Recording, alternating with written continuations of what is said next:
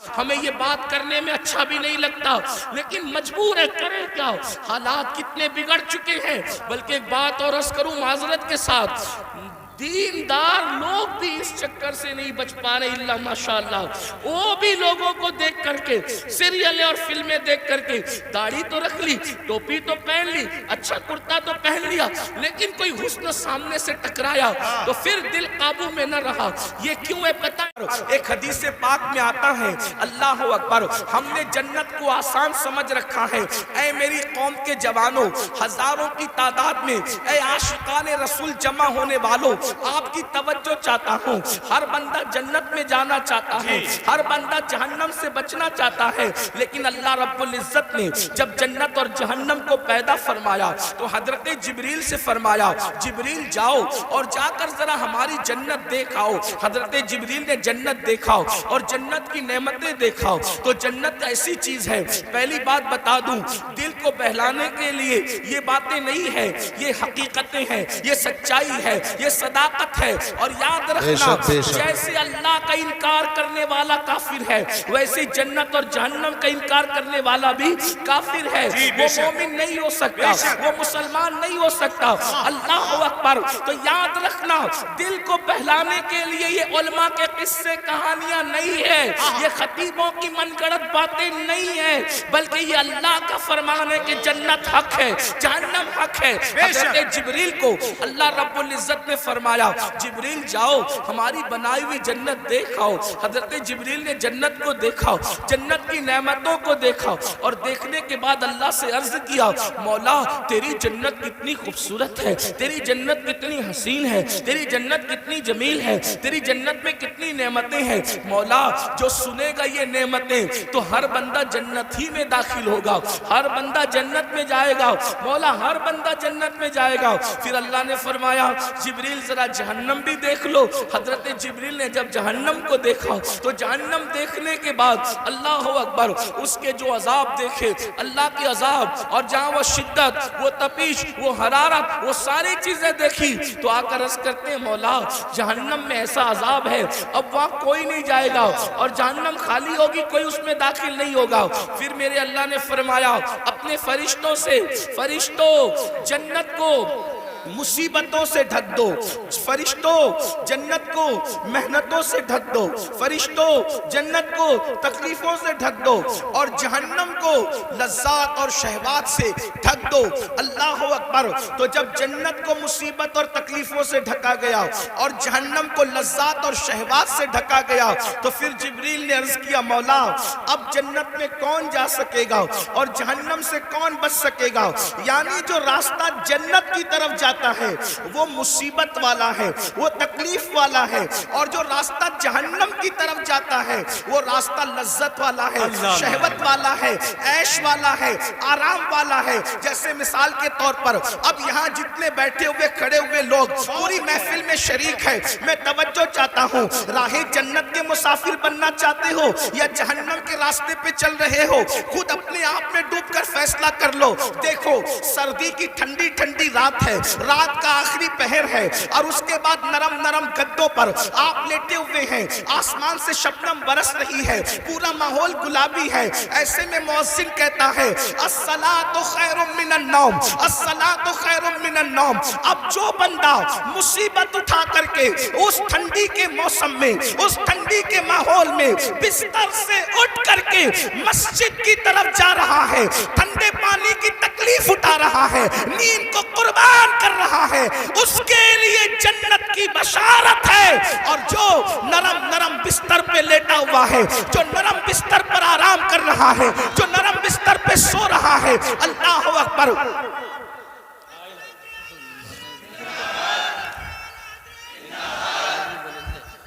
زندہ باد، ماشاءاللہ۔ کوشش کریں کہ نعرے کی بجائے میری بات سن لیں۔ بات جب پوری ہو جائے دیکھ لینا۔ آپ توجہ فرمائیں، جس نے 10 منٹ نیند کی تکلیف اٹھائی، جس نے ٹھنڈے پانی سے وضو کیا اور بستر چھوڑ کر مسجد گیا، مصلی پر آ گیا، اس کے لیے جنت کی بشارت ہے۔ یاد رکھنا، اب توجہ کریں، 10 منٹ کی تکلیف نے ہمیشہ کی تکلیف سے آزاد کر دیا، اور جو بستر پہ فجر کی نماز میں سوتا پڑا رہا اور عیش اور آرام کرتا رہا، اب اس کے لیے جہنم کی آگ ہے۔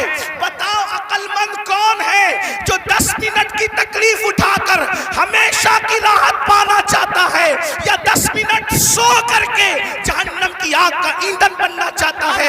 عقل کہاں گئی؟ ہر انسان کیا چاہتا ہے؟ تھوڑی تکلیف اٹھا لو، ہمیشہ کی راحت حاصل کر لو۔ تو اللہ نے جنت کو سمیٹ دیا ہے، اللہ نے جنت کو لپیٹ دیا ہے۔ تکلیفوں میں، مصیبتوں میں اور اللہ اکبر مشقتوں میں، امتحانات میں، آزمائشوں کے اندر، اللہ اکبر، کیا آپ نہیں دیکھتے میرے آقا صلی اللہ علیہ وآلہ وسلم کے دیوانوں، رمضان المبارک کا پیارا مہینہ ہے، صبح صادق سے لے کر کے غروب آفتاب تک کے بھوکے رہ لو، پیاسے رہ لو اور وظیفہ زوجیت سے محفوظ رہو۔ اللہ اکبر، یہ چند گھنٹوں کی مصیبت اٹھاؤ اور پھر اس کا صلہ کیا ملے گا؟ آقا ارشاد فرماتے ہیں روزے دار کو دو خوشی نصیب ہوتی ہے، ایک افطار کے وقت اور ایک اس وقت نصیب ہوگی جب وہ اللہ کا دیدار کرے گا۔ اور روزے دار کے لیے جنت کے 8 دروازے کھول دیے جائیں گے اور کہا جائے گا روزے دار جس دروازے سے چاہے تو جنت میں داخل ہو جا۔ بہت اچھا حضرت، زندہ باد زندہ باد۔ 12-13 گھنٹے بھوکے پیاسے رہا، 12-13 گھنٹے بھوکے پیاسے رہا، دیکھو اس کو ہمیشہ کے لیے جنت کی نعمت مل گئی۔ اور اگر 12-13 گھنٹے بھوکے پیاسے رہنے کی ہمت نہیں، وہی عیش جو اور دنوں میں تھے، وہی کھانا جو اور دنوں میں تھا، رمضان شریف میں کھاتا رہا، گٹکا کھاتا رہا، سگریٹ پیتا رہا، پانی پیتا رہا، حوج موج کرتا رہا، بولو چند گھنٹوں کی وجہ سے اب وہ جہنم کا ایندھن بنے گا کہ نہیں بنے گا؟ تو یاد رکھنا، جنت کو محنتوں سے لپیٹا گیا ہے اور جہنم کو عیش و آرام سے۔ اب بتاؤ میری قوم کے جوانوں، اللہ اکبر، ہم لوگ عیش اور آرام کے اندر مبتلا ہیں، گناہوں کی لذتوں میں مبتلا ہیں، شہوات کی لذتوں میں مبتلا ہیں، جرائم کی لذتوں میں مبتلا ہیں۔ میرے بھائیو یاد رکھنا، یہ دنیا میں آپ کو ہمیشہ نہیں رہنا، ہمیں بھی ہمیشہ نہیں رہنا۔ اللہ اکبر، آئیے تھوڑا جہنم کا تذکرہ احادیث کی روشنی میں کیا جائے تاکہ ہم سوچیں ہم کس قدر وہ تباہی کی طرف جا رہے ہیں، کس طرح بربادی کی طرف جا رہے ہیں۔ اللہ اکبر، آئیے آپ کو بتاؤں، آج ہم کسی کی بھی بات کو مان لیتے ہیں لیکن اللہ رسول کی بات نہیں مانتے۔ یہی ہے نا، اگر ڈاکٹر کہہ دے تمہیں شوگر ہو گیا ہے، تم میٹھا مت کھانا، ہم میٹھا بند کر دیتے ہیں۔ رسول اللہ نے فرمایا داڑھی نہ منڈانا، بولو حضور کی بات مانتے ہو؟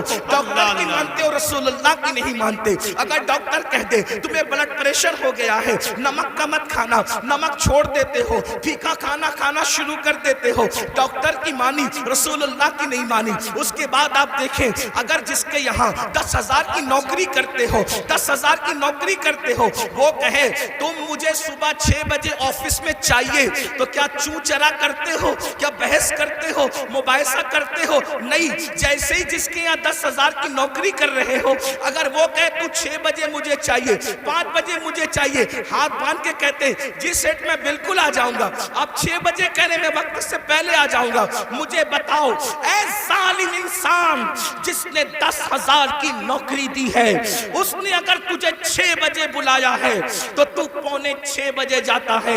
رسول اللہ نے روزانہ 5 مرتبہ تجھے مسجد آنے کا حکم دیا ہے، تو کتنا مسجد آ رہا ہے؟ ارے وہ 10,000 کی نوکری دینے والے کی اوقات کیا ہے؟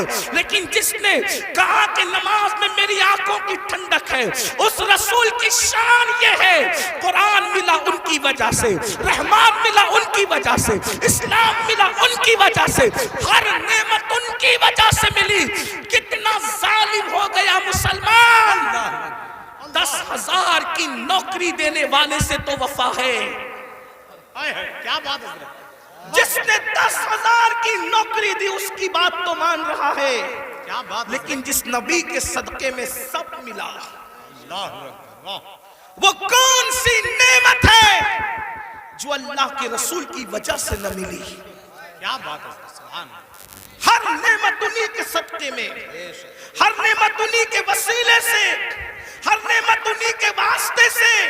میرے امام فرماتے ہیں خلق کے حاکم ہو تم, رزق کے قاسم ہو تم سے ملا جو ملا تم پہ کروڑوں درود. تم ہو جواد و کریم, تم ہو رؤوف الرحیم, بھیک ہو داتا عطا, تم پہ کروڑوں درود. اپنا مسئلہ کیا ہے؟ ہم سب کی بات مان رہے ہیں, رب کی نہیں مان رہے ہیں, رب کے رسول کی بات نہیں مان رہے ہیں. سب کے فرما بردار ہیں, اللہ رسول کے فرما بردار نہیں ہے. اب اس کا انجام کیا ہے؟ تھوڑی دیر ایک حدیث سن لے جو صحیح کے اندر موجود ہے. صحیح ستہ میں ایک حدیث آئی ہے, اس کو دل کے کانوں سے سن لیں. اگر اپنا بھلا چاہتے ہو, یاد رکھنا اتنا یقین ہے کہ مرنا ہے, اتنا یقین ہے موت آنی ہے, اتنا یقین ہے اللہ کو منہ دکھانا ہے, اتنا یقین ہے اللہ کی عدالت میں کھڑے ہونا ہے, تو سن لو میری قوم کے جوانوں, تم چاہو تو ماحول بدل سکتا ہے, تم چاہو تو انقلاب آ سکتا ہے, تم چاہو تو تبدیلی آ سکتی ہے. اللہ اللہ اکبر. آپ اتنے شوق سے سننے کے لیے علماء کو آتے ہو. میرے قوم کے جوانوں, تم ہماری قوم کا سرمایہ ہے. جتنی شوق سے سنتے ہو, اگر اتنے ہی شوق سے بدل بھی جاؤ, اتنے ہی شوق سے عمل بھی کر لو, پوری دنیا میں انقلاب آئے گا. صرف ہندوستان کا جوان پورے ملک کے انقلاب کے لیے کافی ہے, اور پورا ملک نہیں بلکہ پوری دنیا کے انقلاب کے لیے کافی ہے.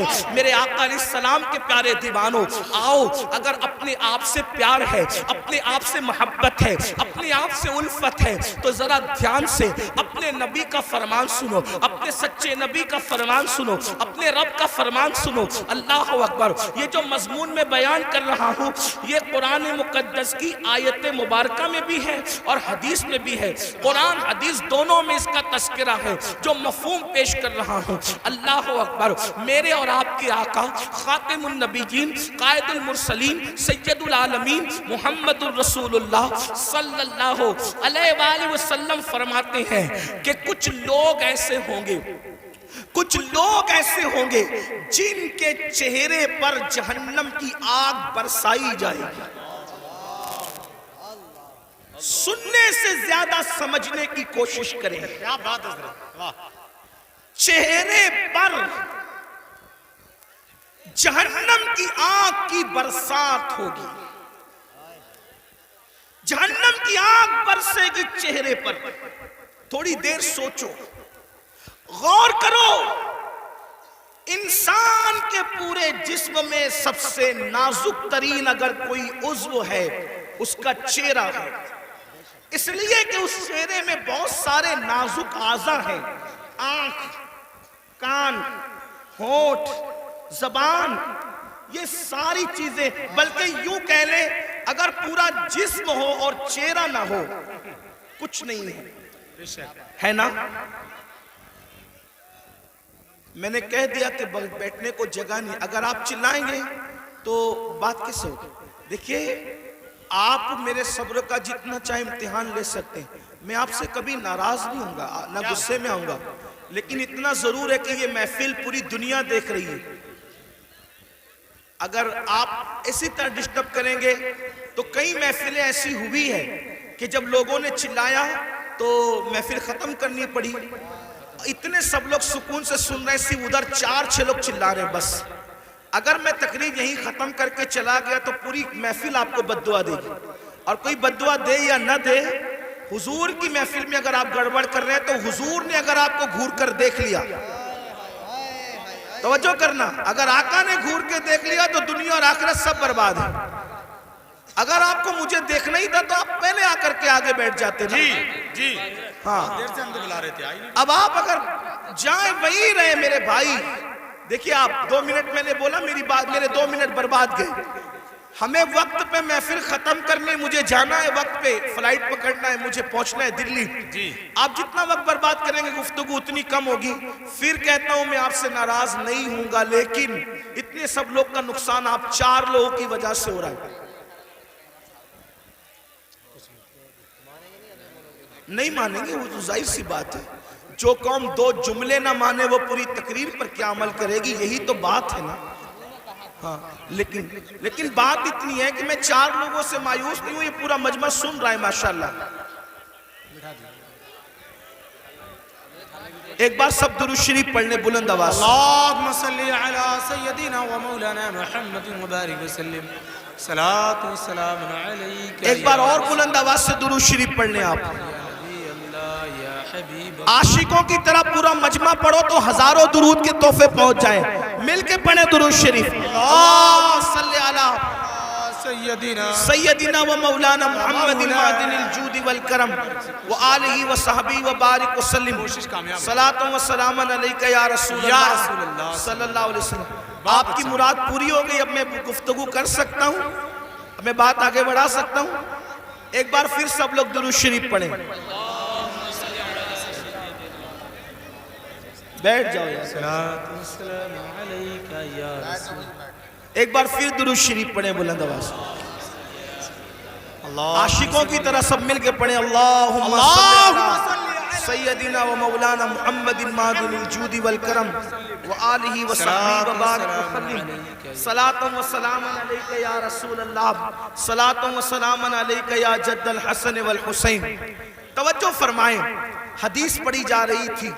اللہ کے سچے رسول صادق و مصدوق صلی اللہ علیہ وآلہ وسلم نے فرمایا کچھ لوگ ہوں گے جن کے چہرے پر جہنم کی آگ برسائی جائے گی. ان کے چہرے پر آگ برسے گی.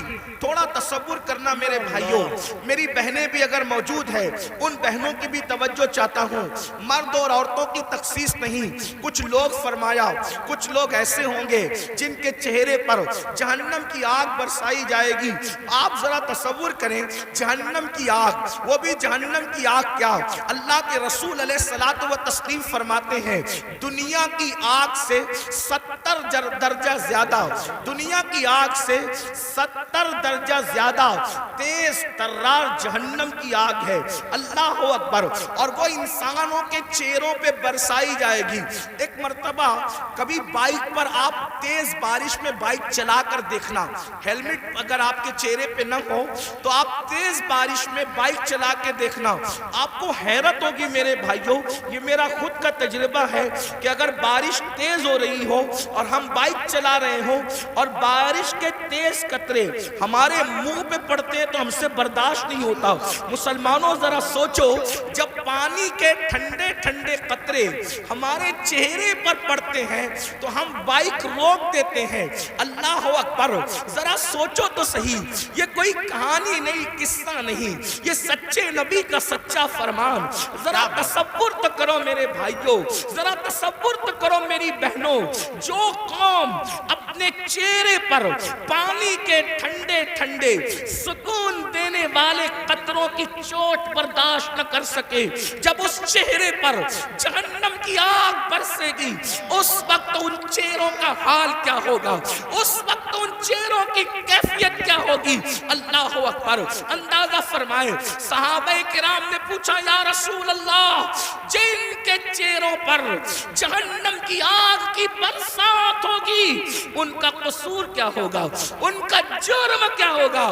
میرے آقا نے فرمایا حدیث پاک کا مفہوم ہے وہ سب کی بات مانتے ہوں گے لیکن اللہ رسول کی بات نہیں مانتے ہوں گے.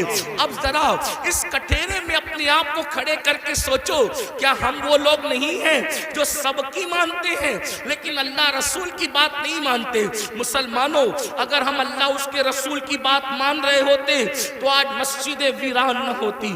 اگر ہم اللہ رسول کی بات مان رہے ہوتے تو نوجوان لڑکوں کا لڑکیوں کے ساتھ ناجائز تعلقات کا چکر نہ ہوتا. بڑی معذرت کے ساتھ ہمیں یہ بات کرنے میں اچھا بھی نہیں لگتا لیکن مجبور ہے، کریں کیا؟ حالات کتنے بگڑ چکے ہیں.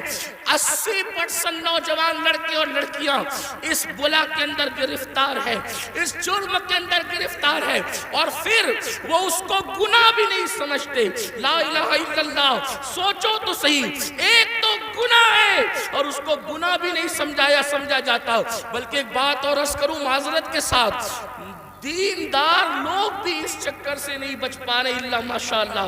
वो भी लोगों को देख करके, सीरियल और फिल्में देख करके, दाढ़ी तो रख ली, टोपी तो पहन ली, अच्छा कुर्ता तो पहन लिया, लेकिन कोई हुस्न सामने से टकराया तो फिर दिल काबू में न रहा। ये क्यों है पता है? दिल में हुजूर नहीं बसे, इसलिए दिल कुत्तों की तरह आवारा फिर रहा है। अगर इस दिल में हुजूर बसे होते, याद रखना जुमले तल्ख को माफ करना, कुछ लोगों को मुझसे शिकायत है कि कुछ जुमले आपके बहुत तल्ख हो जाते हैं, लेकिन नश्तर जो लगाता है मेरे अजीज, नश्तर जो लगाता है वो दुश्मन नहीं होता। अगर मैं कोई खतीब होता, अगर मैं कोई खतीब होता, अगर मैं कोई अदीब होता, अगर कोई मुहक्किक होता तो मैं जुमले सजा करके बोलता, लेकिन ये मेरी तकरीर नहीं, मेरी खिताबत नहीं, ये मेरे दिल की आओ फुगा है। और आओ फुगा सजा और संवार करके नहीं निकलती, बल्कि जब चोट लगती है तो फिर अंदाज कुछ भी हो सकता है। बताओ, रसूलुल्लाह के साथ यही वफा का तरीका है, हुजूर के साथ यही मोहब्बत का तरीका है।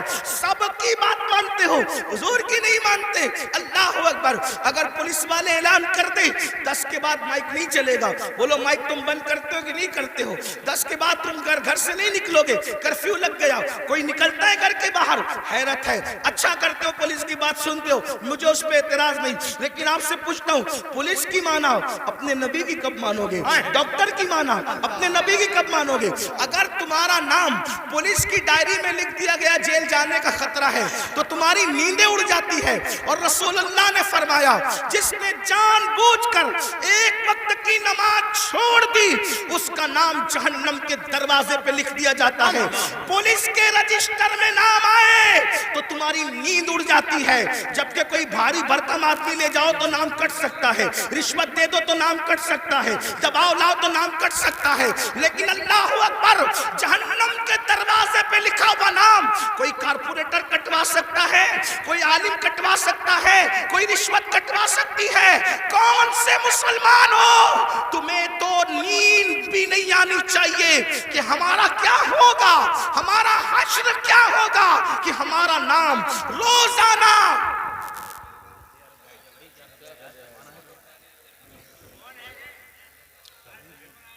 कोई बात नहीं, कोई बात नहीं, रोजाना एक दिन में 5 मर्तबा, एक दिन में 5 मर्तबा हमारा नाम जहन्नम के दरवाजे पे लिखा जा रहा है। हमारे बेटों का नाम जहन्नम के दरवाजे पे लिखा जा रहा है, हमारी बेटियों का नाम जहन्नम के दरवाजे पे लिखा जा रहा है। नींद कैसे आती है आराम की? नींद कैसे आती है? हंसता है मुसलमान। ये मौलाना लोग का तो काम ही है। मौलाना का क्या काम है? मौलाना की जिम्मेदारी है, क्या बात है हजरत, हक पेश करे, वाह, सच्चाई पेश करे। अगर आज तुम हम लोगों की बातें नहीं मानोगे, जब आंखें मौत से बंद होगी तब तुम्हारी आंखें खुलेगी कि तुम कर क्या रहे थे। उस वक्त रोगे, उस वक्त रोगे। हदीस से पाक है, मुर्दे पे जिंदा जो रोते हैं उससे ज्यादा मुर्दा रोता है। उस वक्त मुर्दा रोता है, हाय मुझे दुनिया ने धोखा दिया, मुझे दुनिया के माल ने धोखा दिया, मुझे दुनिया के मनाल ने धोखा दिया। मगर उस वक्त का रोना काम नहीं आता।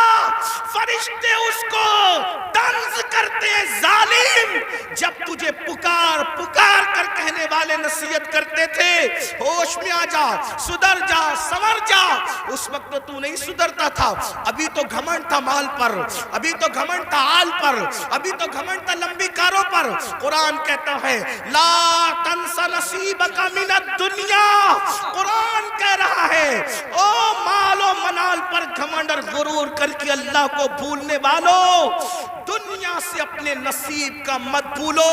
सिवाय कफन के इस दुनिया से तुम कुछ साथ नहीं लेकर जाओगे। क्या बात है, बेशक। कफन भी कफन, कफन भी जिस्म पर उसी वक्त रहेगा, अल्लाह राजी है तो, वरना वो कफन भी जहन्नम की चादरों में से एक चादर बन जाएगा, आग की चादरों में से एक चादर बन जाएगा।